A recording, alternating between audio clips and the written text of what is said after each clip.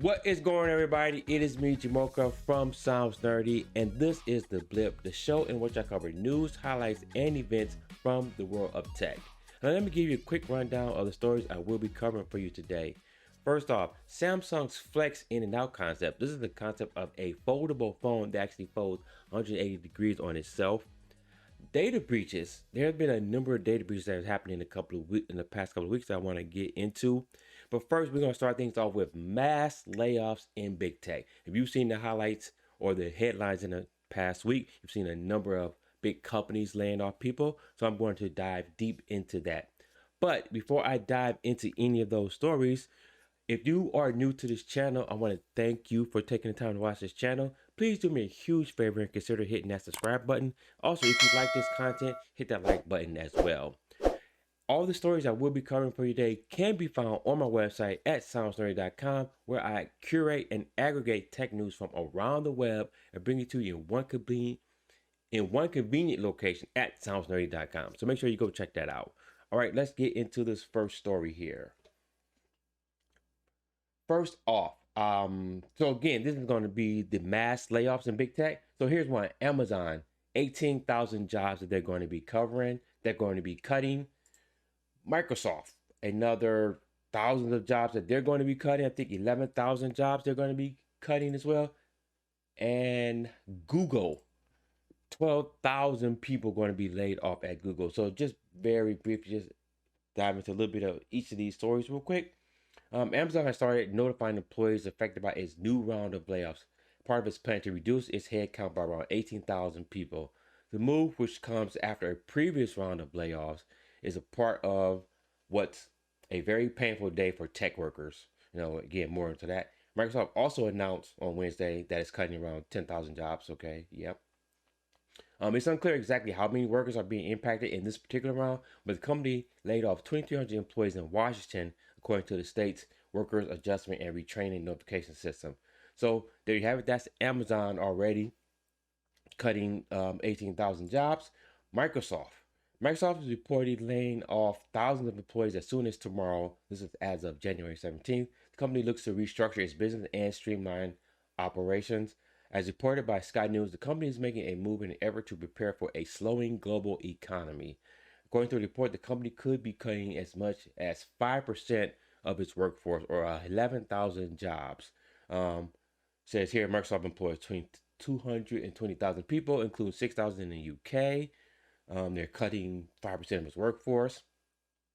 Back in October, Microsoft CEO Satya Nadella warned that something like this could happen. So the writing was on the wall already. And if you have been paying attention over the last years or so, this should have been something that you should have expected. And Google, this is an article I want to dive into a little bit more because they do give you a little bit more detail. Google to lay off 12,000 people. Read the memo the CEO Sundar Pichai sent out to the staff.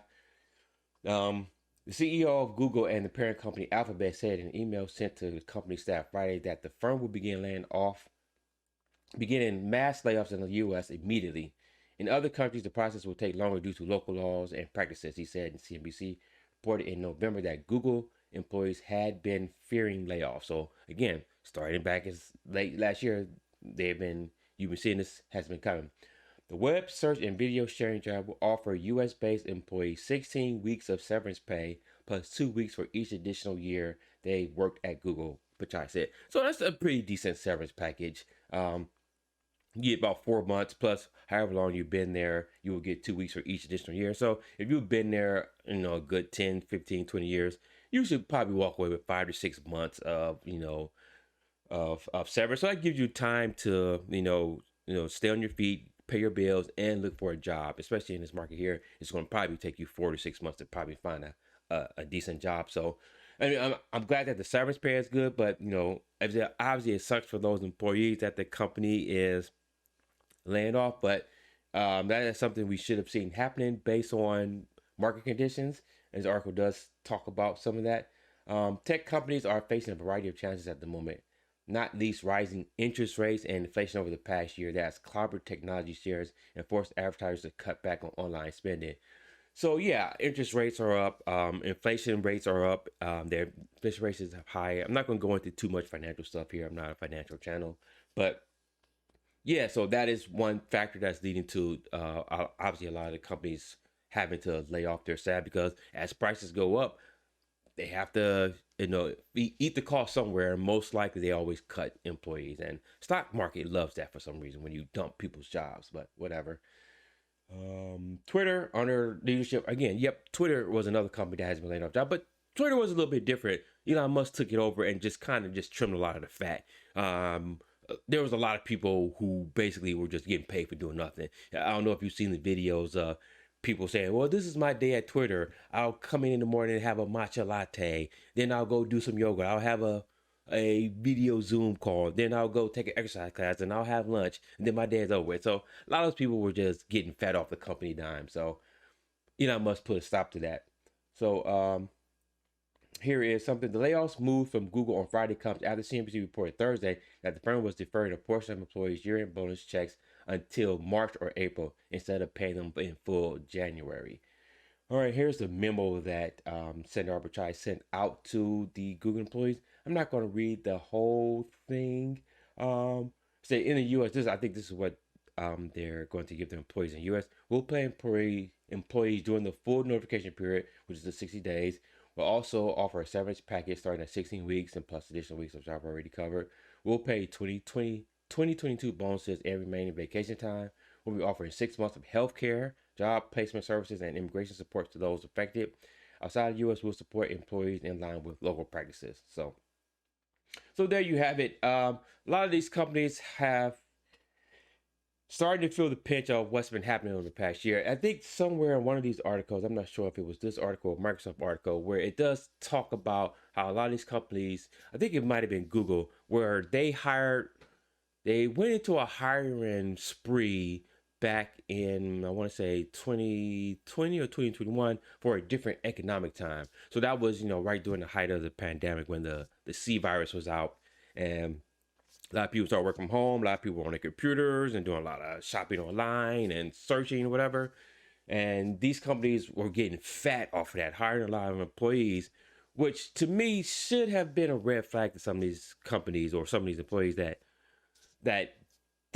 lifestyle or that economic period was not going to hold, firm for very long. And for companies like Google and probably Microsoft as well as Amazon to go out there and get fat like that during that time period was very irresponsible of them. And it's unfortunate that these people the ones that are getting laid off the ones that are going to suffer that. Obviously, nothing's going to happen to, the CEOs of these companies or even the top execs.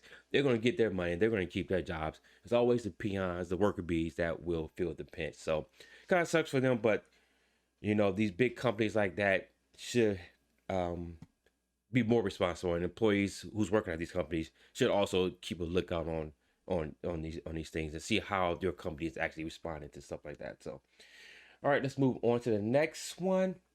Oh, before I move on, there's this chart here, this website, layoffs.fyi. So far in 2023 in tech alone, 55,970 people have been laid off.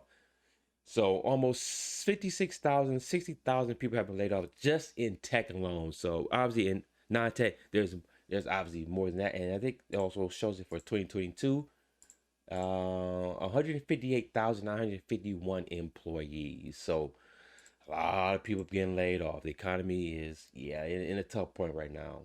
All right. So yeah, layoffs.fyi. I will have that linked in the description down below, so you can go check that out for yourself. You can do a whole bunch of things, a lot of filters and grouping and sorting or whatever. So it's a pretty good resource to have in your back pocket.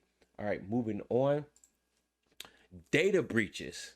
So this past week or so, we've had a number of big data breaches that have come out. Mailchimp being one. Another one is Norton, Lifelock, and T-Mobile, which I'll get into T-Mobile a little bit more. Let's talk about Mailchimp very briefly. The company confirmed in the news of a notification sent out to affected customers, noting, again, let's pay attention to that, a notification sent out to affected customers, noting that the threat actors pulled off a successful social engineering attack against employees and contractors, giving them access to internal customer support and account administration tools. More than 500 victims. So not a huge, not a ton of people, but anytime one person is affected, it does make a big deal. After we identified evidence of an unauthorized actor, we temporarily suspended account access for Mailchimp accounts where we detected suspicious activity to protect our users' data. The company said in the announcement, we notified the primary contacts of all the affected accounts on January 12th, less than 24 hours after initial discovery. Give me a glass of water. Yeah. So if you don't know what Mailchimp is, Mailchimp offers email services for a website, so you can sign up to them. You can have emails sent out to your distribution list, people who subscribe to your website for newsletters and things like that. That's what Mailchimp offers. So yeah, I don't use Mailchimp, so no worries there. So Norton Lifelock. Norton Lifelock says thousands of customers accounts were breached. In notice to customers, Gen Digital, the parent company of Norton LifeLock, said that the likely culprit was a credential stuffing attack, where previous exposed or breached credentials are used to break into accounts on different sites and services that share the same passwords, rather than a compromise of its systems. It's why two-factor authentication, which Norton LifeLock offers, is recommended. The company said it found that the intruders had compromised accounts as far back as December 1st, close to 2 weeks before its system detected a large volume of failed logins to customer accounts on December 12th. So Gen Digital said it sent out notices to about 6,450 customers whose accounts were compromised. So let's see here. It said in 2021, the company behind a popular enterprise password manager called Password State was hacked to push tainted software updates to its customers, allowing the cyber criminals to steal customer passwords. So yeah, Password Manager, we heard of LastPass. They were actually hacked as well last year. So data breaches, it seems like they're more and more, they're occurring more and more. To me, I don't know if you noticed anything. Let me know down in the comments below if you've ever, or if you've been affected by some of these breaches. And T-Mobile, I want to touch on T-Mobile personally because it affects me personally. Although I haven't been affected by this account, but this attack. T-Mobile announces another data breach affects nearly 40 million accounts. See, all the other ones are a little smaller. T-Mobile was in the millions. Obviously, T-Mobile is a huge company that offers, cell phone service to millions of customers. Starting off in January on a not so good foot, T-Mobile announced another data breach this week, this time affecting around 37 million customer accounts. Unlike other data breaches where customers' data is sometimes preserved, this time this is not the case. In this data breach, T-Mobile details that data include names, billing, billing addresses, emails, phone numbers, date of birth, account numbers, and information such as number of lines on an account and service plan features were accessed. So this is a huge hack right here. Again, 37 million and all of this personal information was accessed as well. So this is not good. So T-Mobile has been having a lot of issues with data breaches. So T-Mobile has suffered call it six attacks since 2018. They suffered one in 2022, another one in 2021, two in 2020, one in 2019, and another one in 2018. So obviously, T-Mobile needs to really shore up their systems. This is ridiculous. And it's also, and they're also in the settlement phase of the 2021 attack that exposed 76.6 million people's data. That is, whoo-hoo. So we're talking between just those two breaches, we're looking at over 116 million people's data have been affected. T-Mobile agreed to a $500 million settlement in that case in July, with $350 million going to customer claims and the other $150 million going to upgrading its data protection systems. So T-Mobile systems are obviously their data security. Whoever is head of security should be fired. I'm sorry. If they've had the same head of security since 2018, that guy needs to be gone. I'm sorry. Obviously, he does not know what he's doing. He sucks at his job. He needs to go. So the reason why I wanted to touch on T-Mobile, because I am a T-Mobile customer by way of the Sprint acquisition. I was Sprint for forever. And I've not seen a single notice from T-Mobile. I don't know if they only send it out to affected people or if they sent one out to his whole customer base. But seeing that over the past 2 attacks over the past 3 years, there's been 160 million people. I have to be affected by that. So I don't recall ever seeing a notice from T-Mobile. So that kind of sucks from T-Mobile that their communication is very lacking. And if you or T-Mobile customers, let me know if you've received any notifications from them. I don't know if I deleted it or whatever, but considering I've been with them for the past 2.5 years, 3 years now or so, I don't recall seeing a notification about any attacks from T-Mobile. So T-Mobile needs to step its game up with this communication, get rid of its security manager who's in charge of security, step their game up, because this is ridiculous for a company of that size to be hacked this much. It's just terrible. All right, I'm moving on to the last story here. Samsung's Flex In and Out concept has a water drop hinge similar to what's coming on the Fold 5. So this is something, the concept that they've showed off before. So let's dive into this a little bit. Foldable smartphones continue to advance year after year, and Samsung is still experimenting with what's next. Back at CES 2023, the company showed off a Flex In and Out concept that apparently makes use of a water drop hinge that's similar to what's coming on the Galaxy Z Fold 5. So at CES, Samsung Display had a concept on hands, what was known as the Flex In and Out. Effectively, it was a display with a hinge that allowed the display to rotate 360 degrees. So that is actually pretty exciting. I'm sorry about that.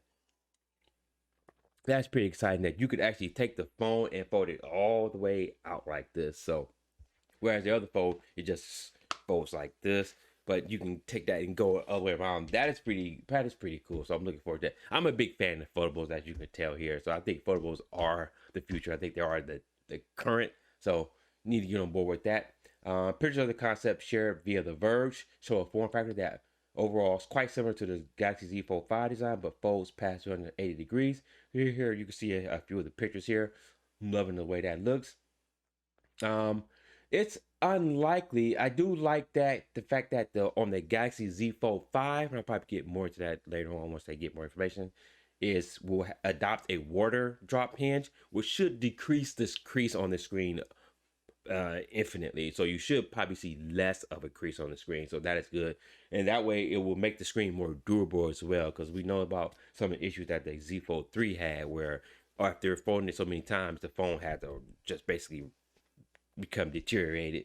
So it's unlikely that the 180 degree fold will come to the Z Fold 5. I doubt that will happen. And probably the 6 beyond, or they may come up with a whole new device at this point. Who knows? But I don't know. You let me know if you're excited about that. I know I am. I do love foldables. So let me know what your thoughts are down there.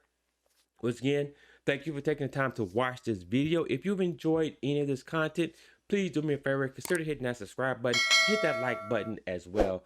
Also, make sure you head over to soundsnerdy.com. Here, I curate and aggregate tech news from around the web, from dozens of different websites, and bring it to you in one convenient location so you can get all your tech news in one place, so you no longer have to go to 15, 20 different sites to get it all, okay? And that's all I have for you today. So again, thank you. Join the conversation. Leave me a comment down below. Let me know which of these stories are you excited about. And until the next video, guys, stay nerdy.